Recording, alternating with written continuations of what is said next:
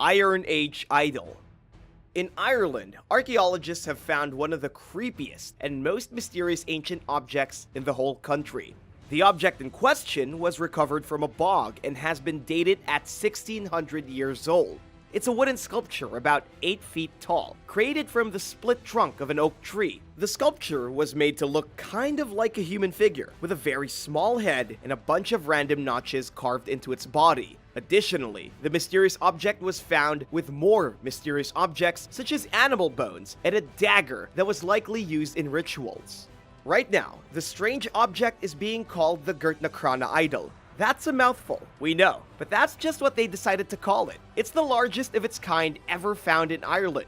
According to Eve Campbell, an archaeologist working closely with trying to identify this bizarre creation, it was probably made to look like some sort of pagan deity. However, experts don't know what deity the idol was really supposed to look like or why it ended up being buried alongside a ritualistic dagger and a heap of animal remains. Some experts believe it may have been a substitute for a human in a creepy ritual. The weird idol is being held at University College Dublin and will later be put on display at the National Museum of Ireland. Marie Curie's apparatus.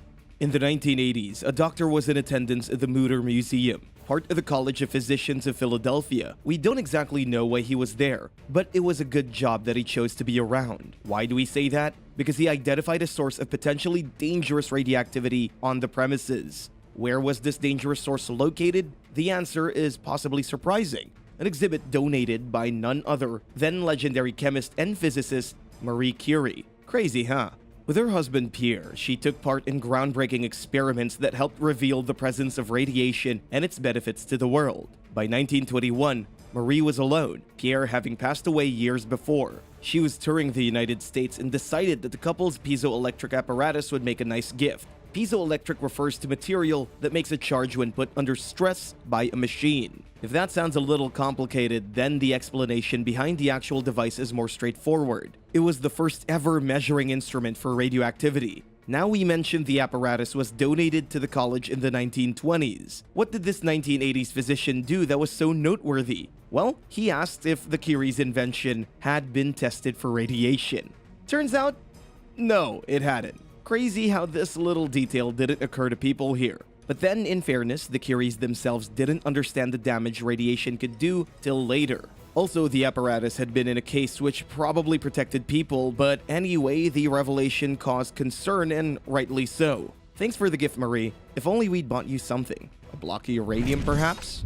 New Hampshire UFO sightings. Our first unexplained object sighting involves the legendary and below-the-radar organization Project Blue Book. This top-secret United States Air Force project had its own dramatic TV series recently. It is featured in other shows, books, and documentaries. They looked into strange sightings and phenomena, cataloging, and in some cases, debunking the evidence presented to them by witnesses across America. New Hampshire had its fair share of supposed UFOs, notably back in 1965. In particular, the experiences of 3 men around the town of Kensington, near Exeter, grabbed attention. The first individual was Norman Muscarello, a high school graduate who was about to join the Navy. Traveling on foot along Route 150 in the month of September, he was going from Amesbury, where his girlfriend lived, to his home in Exeter, a distance of 10 miles which Muscarello would hitchhike. It was 2 a.m. and Muscarello reportedly spent most of the journey that night walking due to a lack of traffic. Hitting Kensington, he then observed 5 red lights flashing on and off in the sky. They appeared to be coming from a large hovering object, which seemed to spot Muscarello and fly towards him. After hiding in a ditch, the young man frantically tried to get help before flagging down a car. Muscarello was driven to the local police station where he reported what he'd seen. Earlier, Officer Eugene Bertrand of the local force had been talking to a disturbed lady in her car. She'd claimed to see the red lights as well. Officer Bertrand thought little of it till word came in about Muscarello. He then took the young man to the location where he'd seen the lights. They witnessed a large object rise into the air, accompanied by the now notorious light show. The object moved in a swaying motion, the lights moving from left to right and back again. At one point, Officer Bertrand was going to try and shoot at it, Ultimately, he called for assistance in the shape of Officer David Hunt. He too witnessed the strange sight before this UFO went on its way.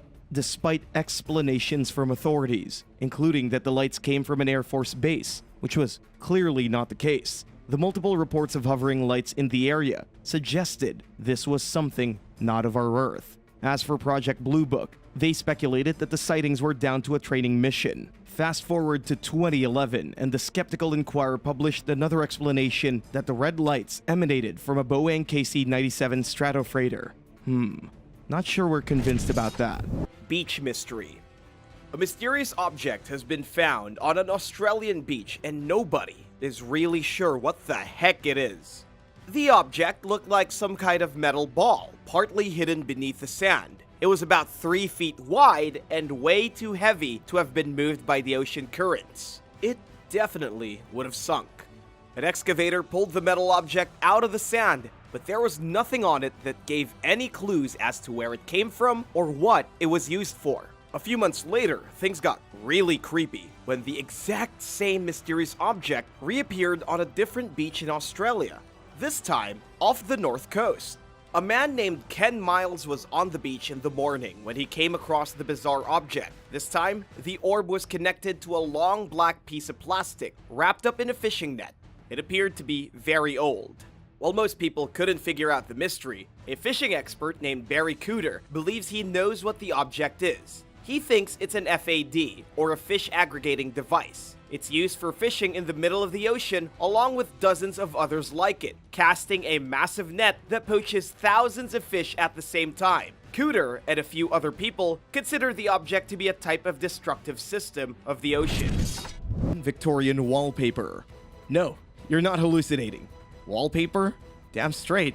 Wallpaper can be very dangerous. At least it was back in history. And you know what? If you had wallpaper which contained arsenic as an ingredient in your home, you may have well started hallucinating. During Victorian times in the 19th century, people liked having garish, elaborate-looking paper on the walls. All very striking until you find out what's in the green and yellow coloring. In the case of Sheila's Green, for example, the invention of a chemist with the same name, copper arsenite was used to give the required effect. The wallpaper manufacturer, William Morris, had arsenic-infused designs in his home, so it was seen as pretty fashionable. He figured everything was fine, and that stories of customers growing sick and dying were connected to something else. What he didn't understand was that the arsenic was being released in various ways and getting into people's bodies. For example, the color would flake away and be drawn into someone's lungs, or if the conditions were right, vapors were produced. Morris hadn't seen anyone expire in his home, adding to his skepticism. But what he maybe didn't realize was that the young and the aged were the victims. Other age groups could cope with it, though it ain't exactly something you want in your respiratory system, right? By the late 1860s, the problem had been exposed and arsenic was taken out of household wallpaper. It had taken a surprisingly lengthy amount of time for the situation to be acknowledged, with warnings going out well before production was stopped. We should add that arsenic was used by Victorians in cosmetic products and even food. So maybe it wasn't a shock that it all went under the radar. UFOs interrupt football match. We've all seen pitch invasions during a football match, right? Everyone from disgruntled fans to naked streakers. But this story is different because it involves unidentified flying objects. The sighting happened at a stadium in Florence, Italy in 1954. And what's more, took place in front of 10,000 people. During a Fiorentina versus Pistoiese game, objects appeared in the sky over the Stadio Artemi Franchi. These have been described as like eggs, balls, or cigars, so a definitive shape hasn't been established. Also, some say the objects moved slow, and others say they were fast. One curious detail is the stuff that came out of the UFOs. Crowds and players saw a white, woolly, sticky material float down. It is often referred to as angel hair and sadly evaporated soon after landing. People have suggested spider webs as an explanation. Come again? Yeah, they claim the angel hair is actually part of a sail-like structure used to transport spiders through the air during a migration. Whatever it was, the material was released all over Tuscany, and there were other sightings of weird objects in the sky. It's reported that some of the angel hair was studied, and the elements don't match up with that of spider webs, which is reassuring. think we'd prefer it to be aliens rather than creepy crawlies, not gonna lie. The orb from space. Our next mysterious object comes all the way from the year 1897, when it was discovered in Binghamton. It was the month of November when something that looked like a great ball of fire fell out of the sky above New York. A man named Jeremiah McDonald witnessed the flaming ball from his window. He watched where the fiery orb hit the ground and went to investigate early the next day. So far as the story goes, when he came to the place where the fireball had landed, he discovered a spherical metal object that, even though it had landed the night before, was still piping hot. He had to pour water on it for a few seconds before he was even able to touch it. Then he brought it to his office and broke the sphere open. Inside the sphere was a triangular object with curious markings on its surface. To this day, nobody knows what the triangular object was. At the time, McDonald thought he had found a piece of technology from another world. It obviously wasn't a meteorite since it was metal and marked with strange symbols. We don't know what happened to the object in the end or where it is now. And as for McDonald, he went on to open his own medicine business, claiming to somehow be able to cure all the different ailments of the day. What do you think the strange object that dropped from the sky was? Why was it so hot? Where did it go? Is this story even real? Let us know your thoughts in the comment section down below, and if you're liking this video, be sure to hit the thumbs up and subscribe buttons if you haven't already. Lawn darts. Some childhood games made sense at the time, even if they turned out to be highly dangerous. As well as the rough and tumble of the playground, you could enjoy hazardous activity within the confines of your own home. Lawn darts capture this mood of excitement and danger perfectly. Looking at them now in their original form, it's amazing they got off the drawing board, really. Wouldn't you say? People sure enjoyed playing with them, and they're iconic in their way. However, they also gained a nasty reputation for seriously injuring human beings. Measuring approximately 1 foot, lawn darts were held by the stem and thrown through the air. The heavier and, most importantly, pointed end would find its mark via the power of gravity. That mark was supposed to be a lawn, though sometimes it hit someone's body. The darts had around 4 decades of success before being taken off shelves in 1988 once the dangers became increasingly apparent. The darts, or jarts, were out of people's lives. Well, that's not quite accurate. The ones that got purchased over the years were still used. This led the CPSC, Consumer Product Safety Commission, to repeat its warning to the public after the original ban. The tips could be made from either plastic or metal, but the product was dangerous either way. Also, we should add you can still buy lawn darts, only ones with a safer design. These are blunted rather than pointed. They look like they could give you a good bump on the head, to be honest, but hey, at least they aren't killing people anymore, right? Scottish UFO attack. This next entry is truly remarkable because it's the first ever case of a UFO sighting that was investigated by the cops. Are we talking some alien hunting branch of the police here? Well, no, not exactly. What actually happened was the poor man who saw the object was, it seems, assaulted in a bizarre incident that took place in the area of Deckman Law in West Lothian County, Scotland. It was serious enough for the case to be treated as assault. The time was 1979. Forester Bob Taylor was out with his dog when he ran into what he described as a dark metallic dome in the air. Surrounded by small propellers, it was apparently over 20 feet and accompanied by a bad smell, which Taylor compared to burning brakes. If this wasn't alarming enough, Taylor said he was then attacked by smaller floating objects, which tried to take him forcibly to the UFO. After passing out, he woke up to find himself with ragged clothing and grazes on his chin and thigh. We're not sure what happened to the dog. Hopefully it was okay. But Taylor went home and reported the dramatic scenario. A return visit to the site by authorities revealed odd markings on the ground. So what went down in this unlikely place? Did Taylor suffer an epileptic fit that caused him to hallucinate? Or a stroke? Could PVC piping used by the waterworks have left the ladder-shaped marks on the ground as has been suggested? Guess we'll never know. Also, we're assuming the assault investigation went nowhere, unless some little green men were taken back to the station, only for the Scottish branch of Men in Black to show up and wipe everyone's memories. If that detail was forgotten, then Bob Taylor's name wasn't. He remains an iconic figure in the field of ufology, albeit an accidental one. Ancient coin. A little girl has discovered a mysterious gold coin in northern Israel, near the Sea of Galilee, during a scavenger hunt game at the ancient Jewish community of Chorazim. The bronze coin is a bit of a mystery, but it is believed to date back at least 1,500 years. According to the Israeli Nature and Parks Authority, the family of the little girl was visiting the archaeological park in the ancient village when the child literally just picked the coin up off the ground. She was extremely lucky, as this is a once-in-a-lifetime kind of find. The ancient bronze coin goes back to at least around the 4th century AD, at a time when this village was in its prime. Nobody knows who minted it, or even what was once depicted on it, because the coin has been so terribly rusted through the years. The child handed it over to park officials, who labeled it a national treasure and will be sending it off to archaeologists to try and figure out just where the coin came from. Discoveries like these make us wonder if there have been numerous ancient objects like this discovered over the years, only to be discarded as if it's nothing. Next time you see something shiny on the ground, pick it up. It might not be trash. It could be a long-lost item of awesome historical value. Cosmos 954.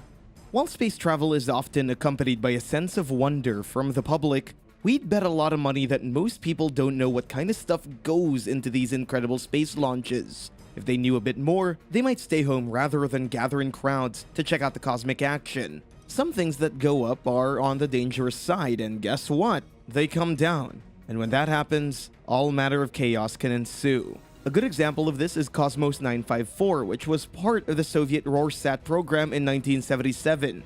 Designed to look down on the oceans from space, this reconnaissance satellite blasted off with a nuclear reactor on board. Excuse me? A nuclear payload over everyone's head as it shoots up into the sky?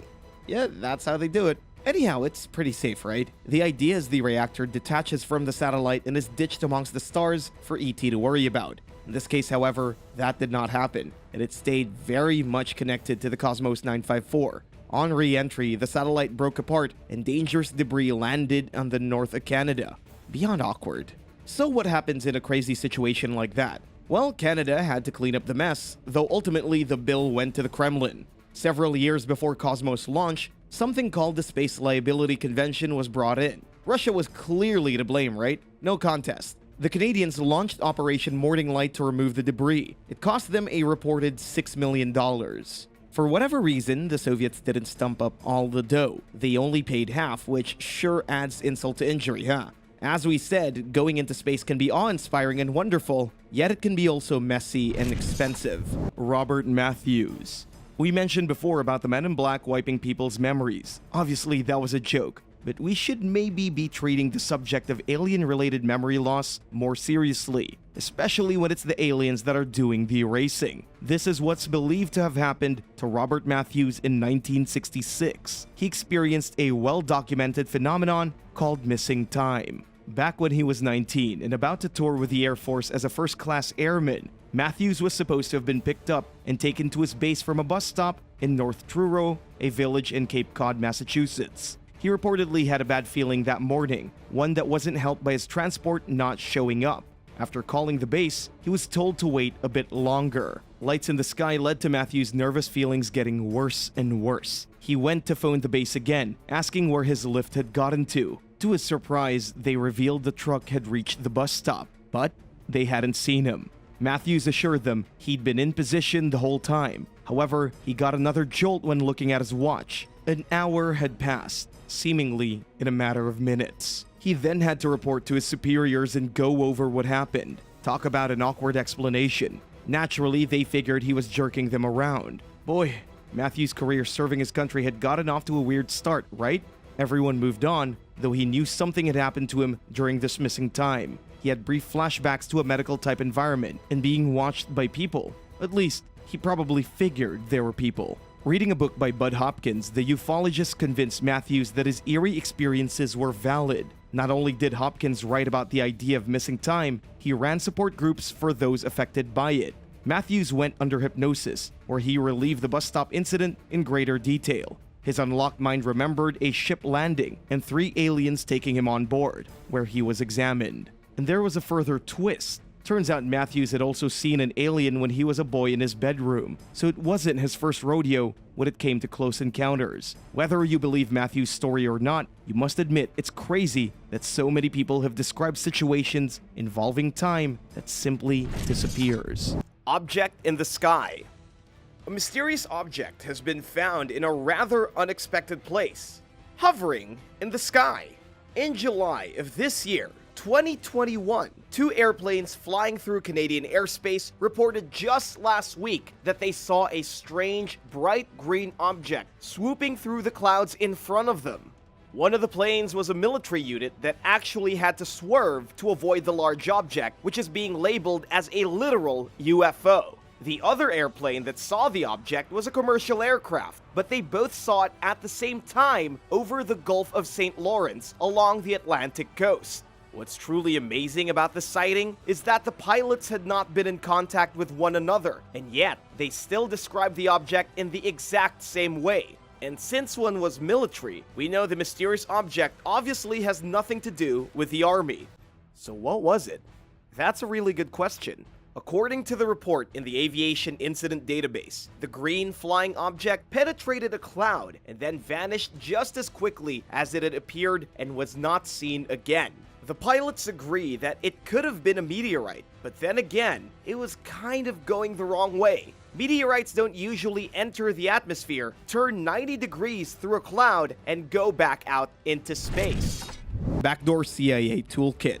Working for the intelligence services often requires agents to display total dedication to their country. In America, you have the CIA, of course, and they arguably put their operatives through more punishment than most. Check out this pill-shaped object, which was an important piece of an agent's kit. Question is, where do you stick it? In your pocket? Well, maybe, but it'll be a little obvious in there. Can't risk it going in your bag. You know what? You should put it in the place it was designed for, inside your body. And we're sure you probably worked out where it is by now. If you haven't, well, this is a family channel. Basically, it's going somewhere where the sun doesn't shine too much. While you get your head around that idea, let's talk about what this thing actually does. It's a container in which you'd find tools. What kind of tools? Well, you'd probably wince, but knives, saws, drill bits. If you ever get in a tight spot, you'd simply pop the case out and access what you needed to extract yourself from trouble. We're not sure if this potentially dangerous toolkit is still being used today.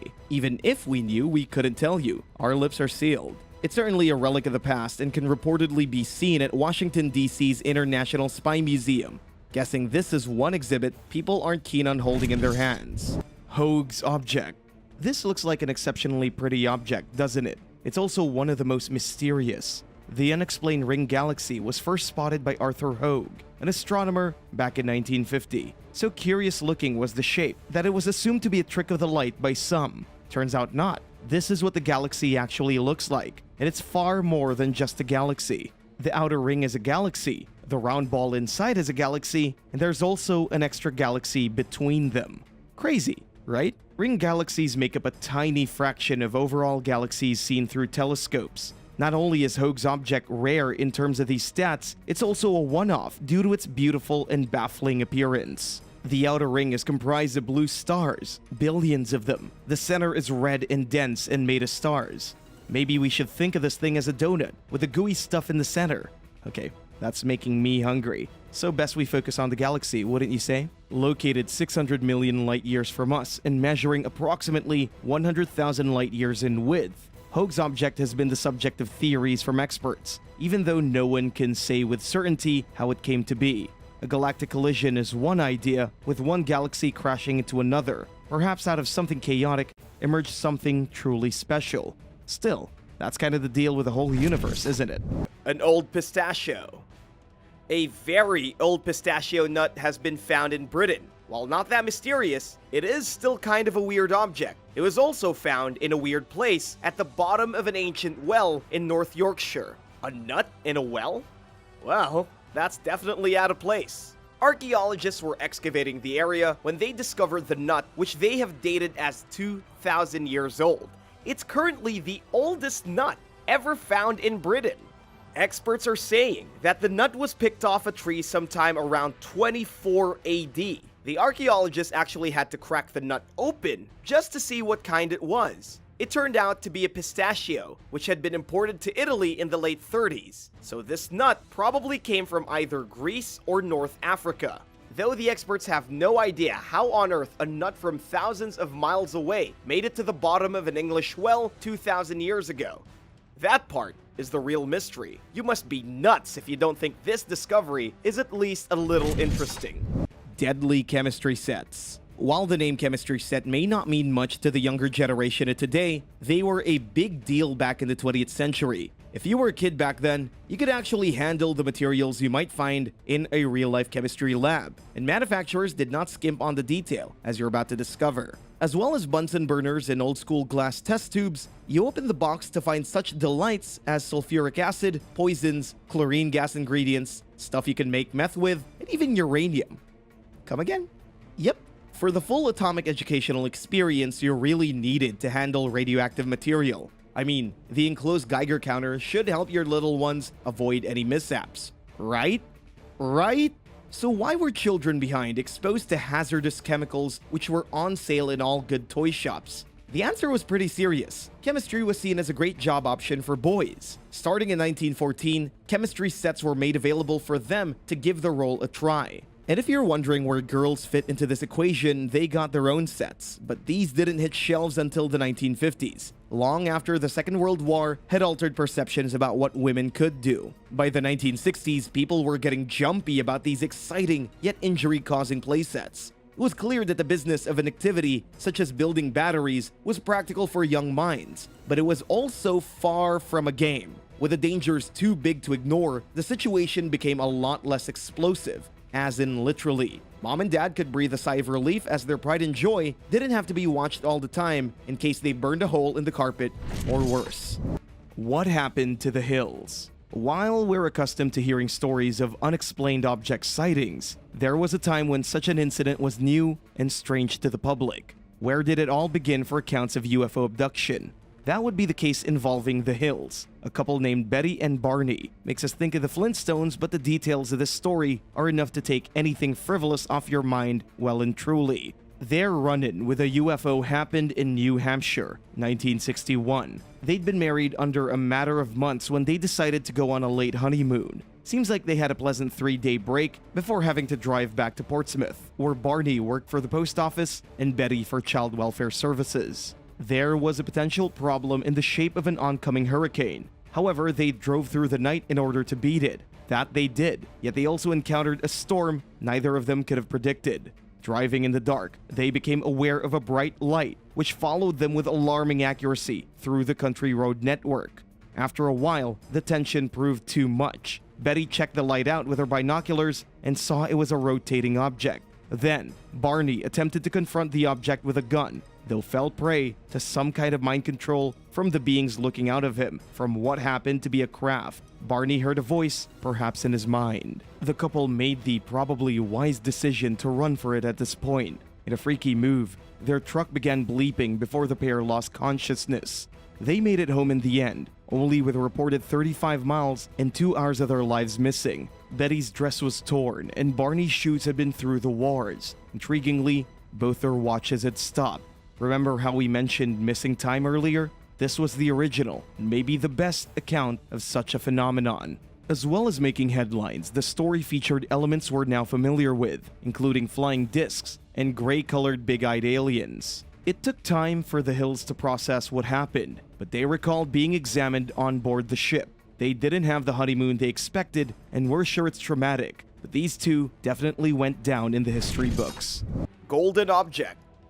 For almost 6 months, a mysterious gold object stumped the experts over at the Israel Antiquities Authority. Head of the Robbery Prevention Unit, Amir Ganor, told NBC News that the object is unlike anything he has ever seen before. It was found half a year ago by a maintenance worker who noticed something shiny sticking out of the dirt at a cemetery in Jerusalem.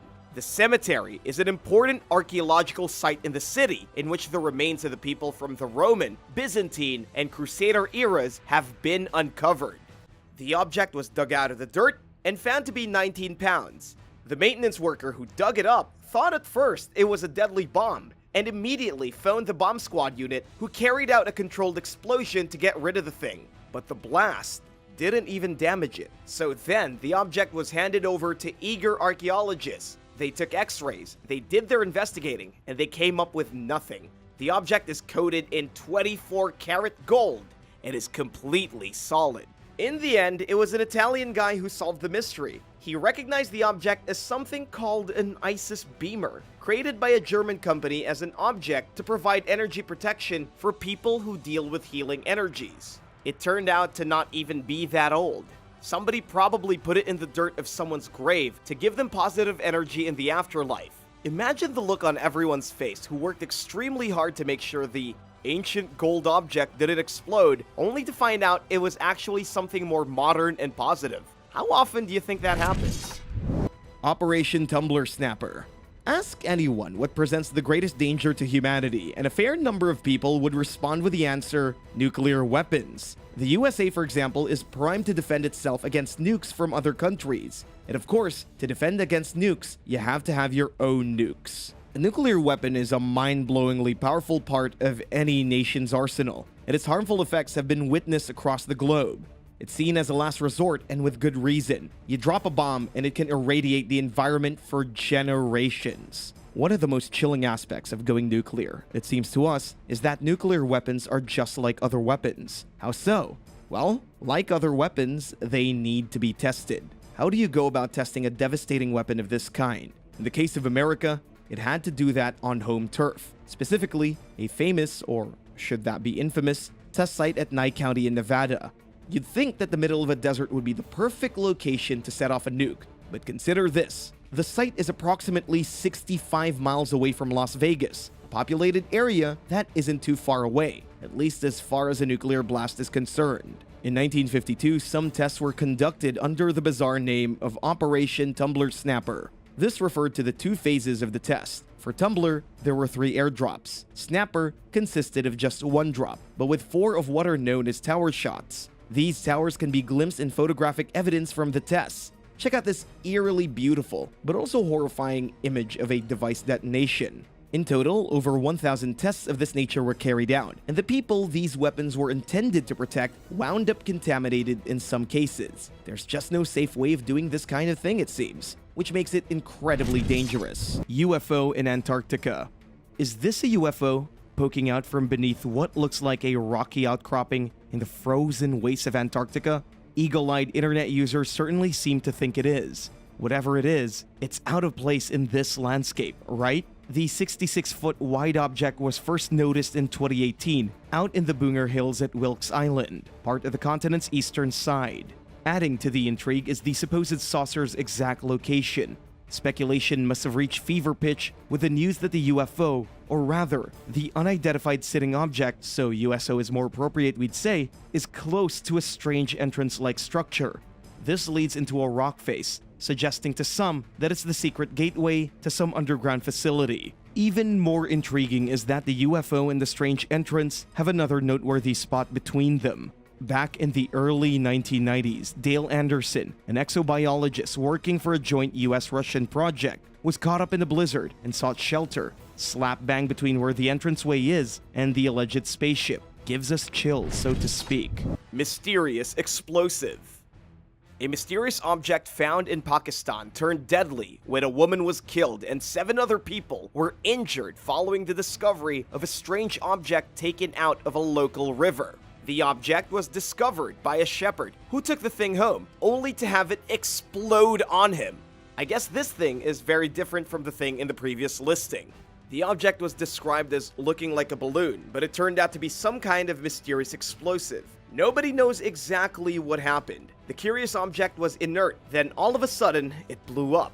The authorities collected pieces of the debris to try and identify the bizarre object, which was probably some kind of forgotten mine or bomb. However, no identification has been made yet, and the 7 injured people are lucky to be alive after the devastating explosion.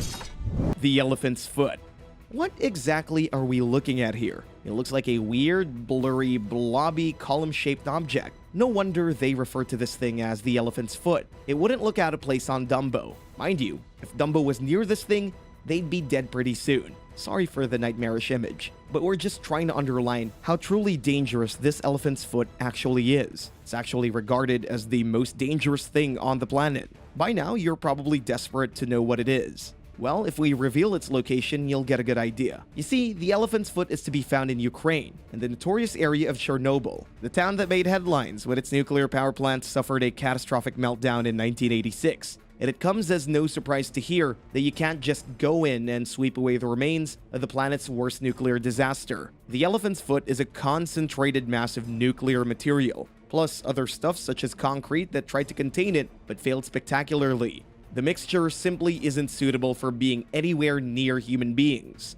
Those brave enough to get reasonably close are clad in protective suits. They tried taking pictures, and the radiation is so powerful, it messes with the image quality. What might happen if you were unfortunate enough to be in the vicinity of the elephant's foot? Nothing good, that's for sure. In fact, you whittle down your life expectancy to an incredible 2 days by being in its presence for as little as 5 minutes. The most worrying thing about this super dangerous object is there isn't much authorities can do about it.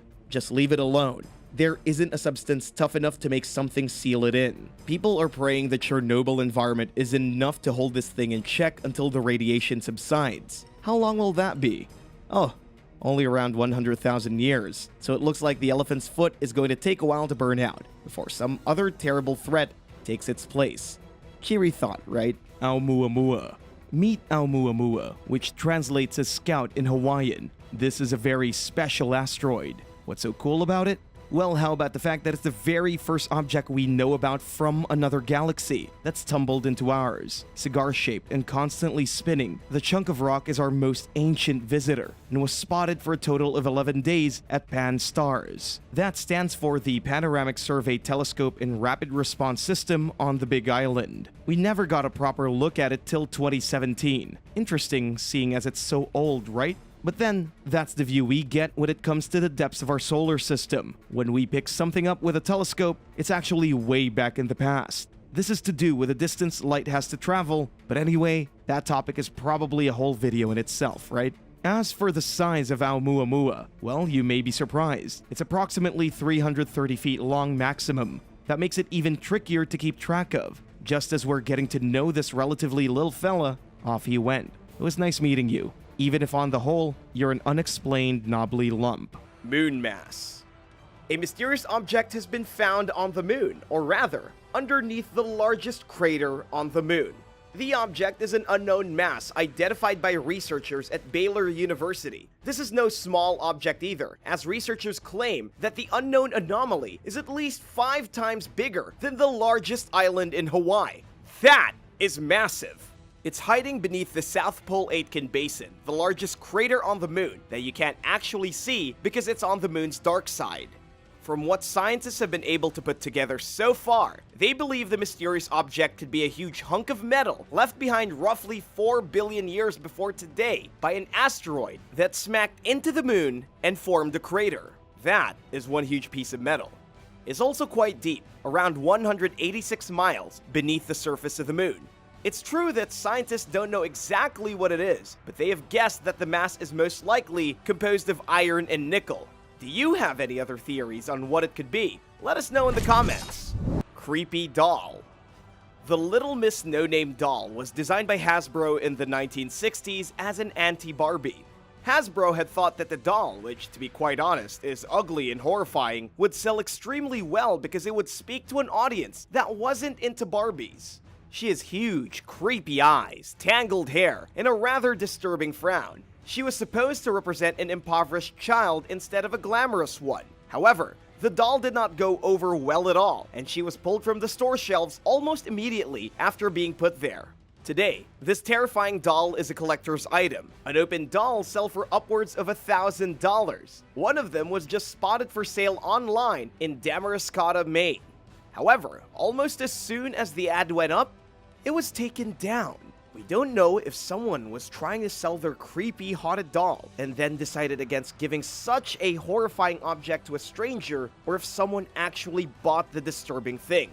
Either way, this is arguably the creepiest doll still around in the US today, even more horrifying to look at than the real Annabelle doll. Would you dare keep a creepy doll like this in your house? Do you know anyone who had one of these? Let us know in the comment section below, and thanks for watching. Don't forget to hit the subscribe button and come back soon for another awesome video. See you next time. Bye!